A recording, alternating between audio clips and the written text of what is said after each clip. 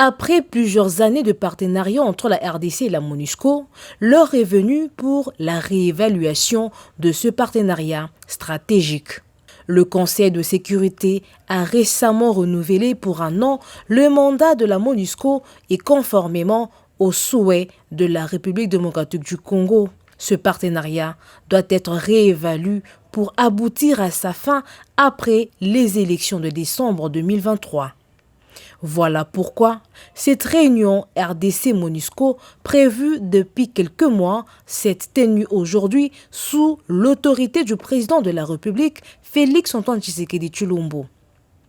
Les échanges ont porté sur les conditions d'une collaboration tripartite FARDC, MONUSCO et forces régionales de la communauté d'Afrique de l'Est afin de concrétiser les résolutions du mini-sommet de Luanda du 23 novembre 2022 stipulant le cessez-le-feu, le retrait, le désarmement et le cantonnement des éléments du groupe terroriste M23 supplétif du Rwanda dans la guerre d'agression injuste subie par notre pays à l'est de son territoire. Réunis autour du commandant suprême des FARDC et PNC, Félix Tshisekedi, les membres du gouvernement concerné, les collaborateurs du président de la République et l'état-major général des FARDC avec les partenaires du pays, à savoir la MONUSCO et la force régionale, ont donc réfléchi sur la planification des actions des opérations entre les 3 forces qui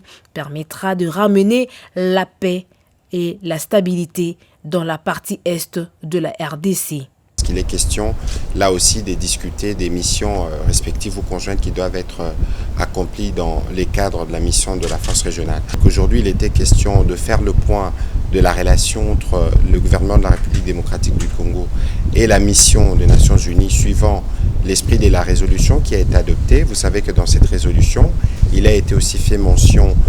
du plan de sortie, du plan de retrait de la MONUSCO qui a été tant réclamé par nos populations. Il a été convenu que de manière générale, qu'il soit établi un cadre d'entente qui permettra des rencontres régulières entre la mission des Nations Unies en République démocratique du Congo et les gouvernements pour travailler principalement sur les 4 jalons qui ont été définis. En effet, sous son nouveau mandat en RDC, la MONUSCO est appelée à regagner la confiance des Congolais en accordant protection des populations civiles menacées de violences physiques, en apportant son appui au programme PDDRCS et à la réforme du secteur de la sécurité. Il est clairement indiqué le cheminement qui devra être fait avec la partie gouvernementale pour que, d'une façon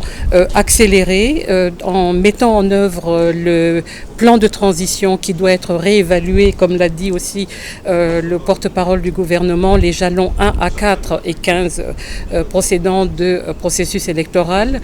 puissent être discutés dans un cadre d'entente qui a été agréé avec son excellence le chef de l'État et devant le Premier ministre et les membres du gouvernement pour que